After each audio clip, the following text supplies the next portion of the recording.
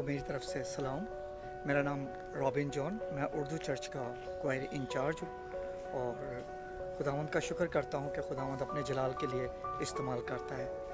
अब 14 अगस्त के हवाले से, इस परचम के साए तले हम एक हैं, हम एक हैं।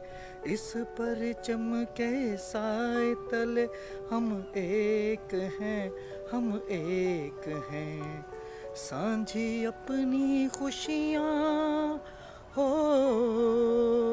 सांझी अपनी खुशियाँ और हम एक हैं, हम एक हैं। इस परचम के साए तले हम एक हैं, हम एक हैं। पाकिस्तान जिंदाबाद। मेरी तरफ से 14 अगस्त बहुत बहुत मुबारक हो। Do not forget to like the video, subscribe BTL TV, and press the bell icon to receive notifications.